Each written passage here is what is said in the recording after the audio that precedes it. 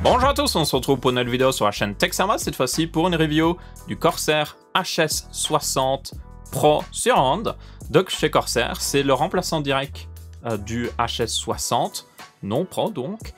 C'est un casque qui est aux environs de 70 €, 80 €, ça dépendra évidemment des sites marchands. Donc clairement plus dans l'entrée de gamme, on va dire, des casques gamers.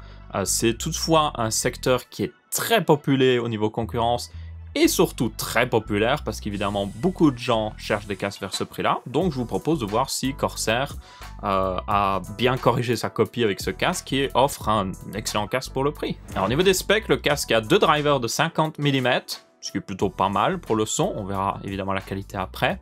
Vous avez aussi évidemment un mode surround que je n'ai pas plus testé parce que je trouve que la plupart des modes surround sur les casques sont...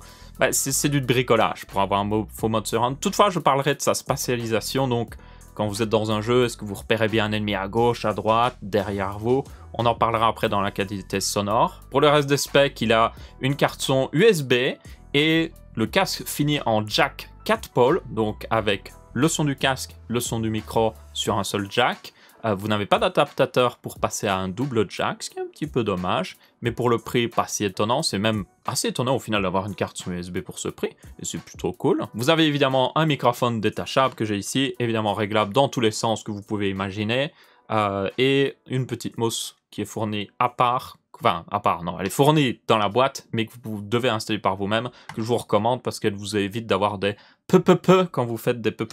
Ce n'est pas vraiment une mousse anti-bruit plus que ça, parce qu'elle est plutôt légère, donc elle n'empêchera pas les bruits de vent ou autre chose, mais pour la plupart des P ou autre chose, quand vous faites un peu, justement, ça devrait éviter ce genre de problème. Au niveau design, le casque est vraiment sympathique, franchement. Il a une construction en métal au niveau des arceaux, et ça va justement sur le réglage, donc tout est en métal. Vous avez des parties en plastique soft touch pour les drivers qui est vraiment genre ça laisse presque pas d'empreinte, c'est très agréable au toucher. Je préfère largement ce genre de finition. Vous avez une petite finition brillante le long un petit peu des arceaux, mais ça va, c'est suffisamment petit pour pas qu'on remarque les empreintes de doigts, ce qui est un problème avec des casques brillants, mais suffisamment pour rajouter une petite touche de style. Ici d'ailleurs, en parlant de style, j'ai la version noir et jaune. Vous avez aussi une version noir et silver, donc qui passera plus avec la plupart des gens, parce que là, évidemment, il faut aimer le jaune, parce que ça, il ressort quand même, hein, surtout sur le côté. Mais personnellement, je trouve que c'est de très bon goût. Donc vous avez juste des petits fils dans la partie supérieure jaune. Vous avez des petits fils le long des coussinets, qui sont d'ailleurs en simili-cuir pour plus d'isolation.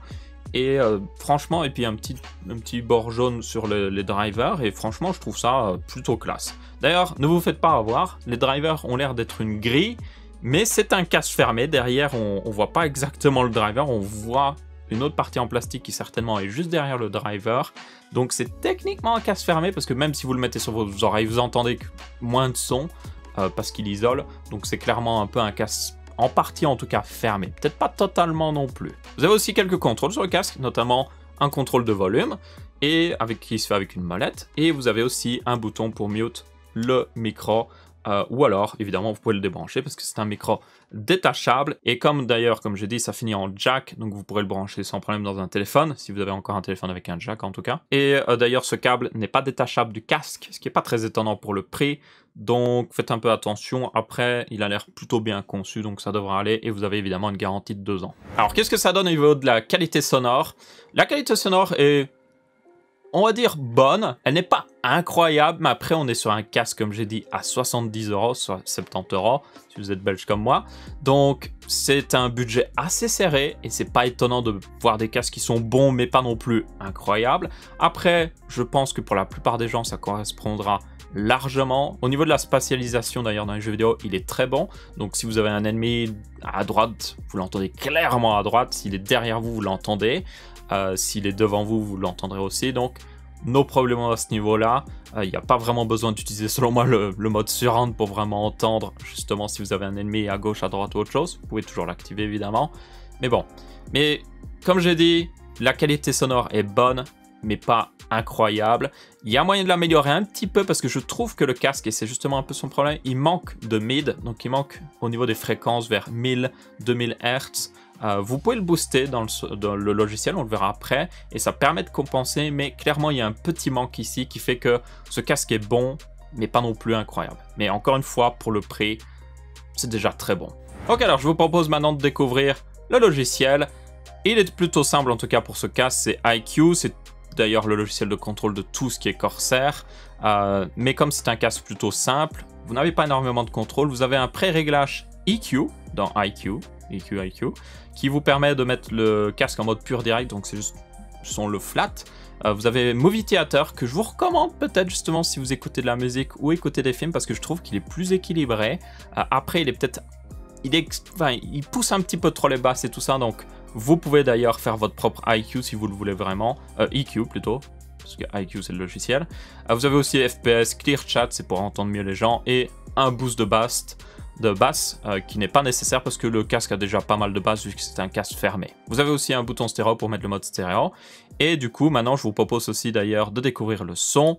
Donc, voici ce que ça donne, le son du casque. Donc, ceci est un test micro du Corsair HS60 Pro Surround. Vous entendez un test sonore, 1, 2, 1, 2, 1, 2. Et comme vous pouvez l'entendre, je trouve que le son est très micro. On va être très honnête, ça fait genre lointain.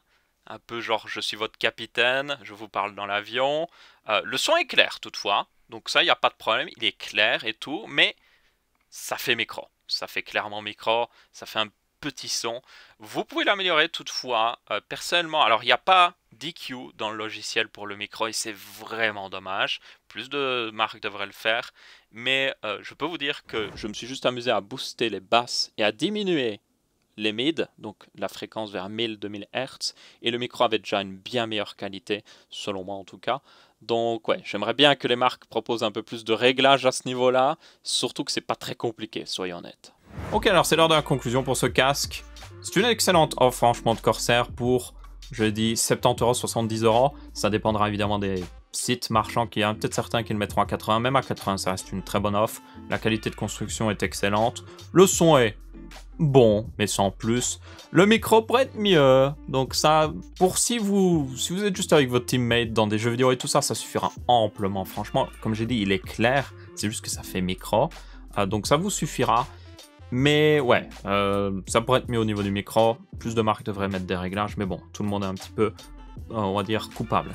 Et sinon, c'est en USB, donc ça sera passable pour la plupart des gens, ça pourrait le mettre sur n'importe quel appareil. Vous pourrez aussi du coup le brancher sur un autre appareil et avoir à peu près les mêmes réglages, donc ça c'est toujours un bon point positif de l'USB, parce que des fois les cartes son peuvent vraiment changer à quel point le son d'un casque est différent d'un PC à l'autre. Donc ouais, un excellent casque que je vous recommande. Toutefois, je testerai plus de casques vers cette gamme de prix. Il y a énormément de concurrents. Il y en a d'autres qui sont assez bien recommandés. Donc j'ai envie de voir justement s'il n'y en a pas un meilleur. Donc ouais, merci à tous d'avoir regardé cette vidéo. J'espère que vous avez bien apprécié. N'hésitez pas à laisser votre avis, que ce soit en pouce bleu, pouce rouge ou en commentaire. On se retrouvera pour une prochaine vidéo et je vous dis ciao ciao.